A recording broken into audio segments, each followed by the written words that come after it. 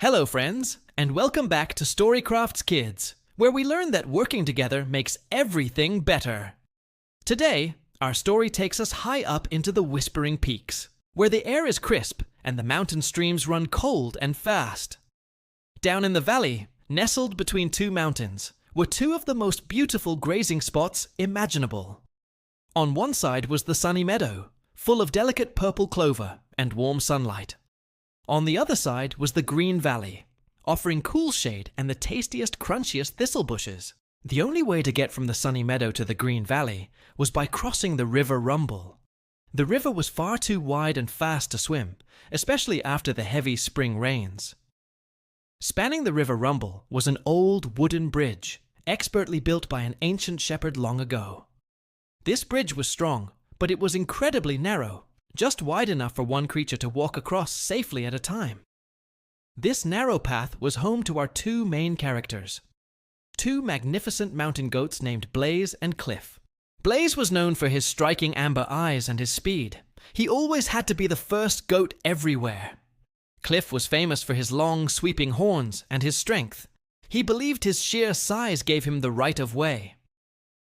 Both goats were proud, healthy, and truth be told, a little bit stubborn. Every day, they needed to cross the bridge. Blaze wanted the thistles in the green valley, and Cliff desired the clover in the sunny meadow. One crisp, clear afternoon, both goats decided they absolutely needed to cross at the exact same time. Blaze started his journey from the sunny meadow side, trotting with his usual confident gait.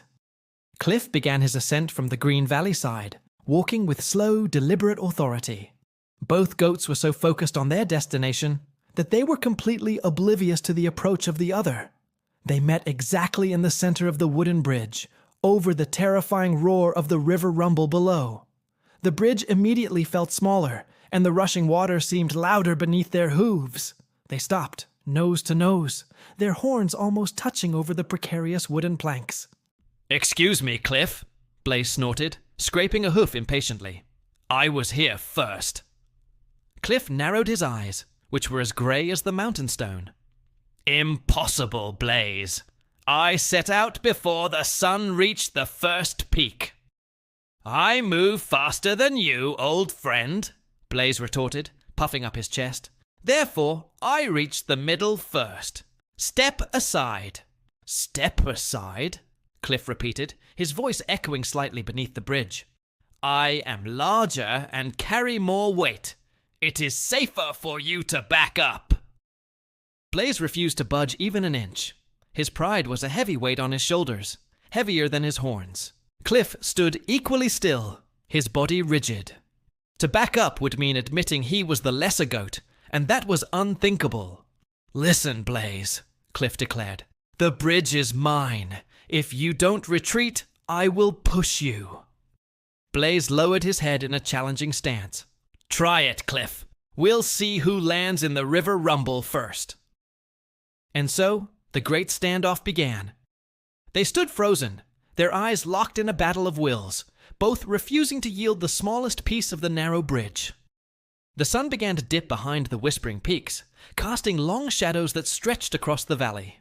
Neither goat had eaten anything since morning, and the hunger pangs were starting to set in. They knew that if they simply took turns, both would have already reached their feasts. But their stubbornness was now the ruler of the bridge, keeping them trapped above the rushing river. Night fell, and the mountain air turned bitterly cold, making the wooden planks slick with dew. They had to stand perfectly still, tense and uncomfortable, just to keep their balance. Blaze thought about the juicy thistles waiting for him in the green valley and sighed, a deep, frustrated sound. Cliff dreamed of the sweet clover of the sunny meadow, imagining the satisfying crunch beneath his teeth. They could have been warm and full, but instead they were cold and empty, all because of pride. The standoff continued through the night. As dawn broke, both goats were shivering, their movements stiff from exhaustion. They looked terrible. Damp fur, hungry eyes, and their heads aching from the cold. Blaze tried to move one hoof forward, challenging Cliff to make a move, but Cliff just glared, unblinking. The river below looked particularly fierce this morning, roaring louder than ever before. This wasn't a game of strength anymore. It was a test of foolish endurance. They realized with a sinking heart that neither one of them could win.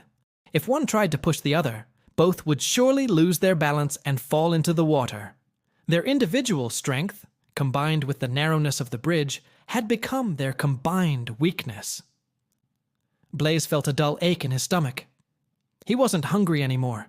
He was starving. He saw the same misery mirrored in Cliff's gray eyes. They were suffering together. They were a team in their hunger, a team in their exhaustion, and soon they would be a team in their fall. This shared suffering finally broke through their thick-headed pride.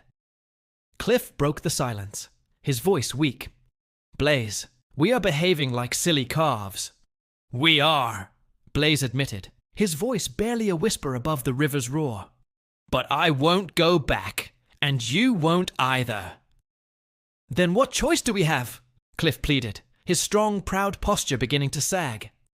Blaze looked at the narrow planks beneath his hooves. He looked at Cliff's weary face. He realized the solution wasn't about retreating, but about finding a completely different way to share the space. "We cannot pass side by side," Blaze stated slowly, thinking aloud. "But what if we passed, one on top of the other?" Cliff blinked, astonished. "Are you suggesting that one of us should lie down?" "I am," Blaze confirmed. "It's risky. It takes trust. But it's the only way for us both to cross, right now." This required a level of cooperation that neither goat had ever considered before. It required them to rely on each other. Cliff hesitated. To lie down meant making himself vulnerable, allowing the proud Blaze to walk directly over him. But the rumbling river and the empty feeling in his stomach were strong persuaders. "I will do it," Cliff announced firmly, demonstrating his faith in Blaze's steady hooves. "I will lie down." Blaze was surprised by Cliff's immediate agreement. It took true courage to admit a need for cooperation. Cliff carefully lowered his body, bending his muscular legs until he was flat on the narrow bridge. He had to spread his legs slightly to anchor himself, giving Blaze maximum space to step over. Blaze took a shaky breath. This maneuver required perfect balance, slow movement, and complete respect for Cliff's position. He knew that the slightest slip could send them both tumbling into the rushing current. Blaze moved forward with excruciating slowness, placing one hoof gingerly over Cliff's back. Every plank creaked under the shifted weight, and the sound of the river seemed to swallow the air. Cliff held his breath, feeling the pressure of Blaze's hooves as they moved cautiously along his spine. This was true teamwork. Cliff providing the stable platform, and Blaze demonstrating delicate, focused control. Inch by slow inch, Blaze navigated his way over Cliff's body, his nose finally pointing towards the green valley. It was the longest, scariest walk Blaze had ever taken, but he felt a strange, new pride in the successful effort. Finally, Blaze reached the opposite side and jumped clear, turning immediately to watch Cliff. Cliff then carefully stood up, shaking off the stiffness, and took the last few steps to the sunny meadow. They both stood on solid ground, safe, successful, and finally ready to eat. They looked back at the narrow bridge, which now seemed less like a challenge and more like a symbol of what they had overcome together. They had compromised their pride and cooperated with their bodies. Blaze gave Cliff a genuine, grateful nod. "Thank you, Cliff. Your steadiness saved us both." "And your idea and careful stepping saved us both, Blaze," Cliff replied, managing a smile. They both realized that their journey had taken hours, but the actual crossing, once they cooperated, took less than 3 minutes. Their stubbornness had wasted all their time and endangered their lives. Their teamwork had opened the path for both of them. From that day on, when Blaze and Cliff met at the middle of the bridge, they didn't argue. They paused, they looked at each other, and they made a plan, always taking turns to lie down and step over. They realized that their individual needs were always best met when they focused on cooperation and teamwork.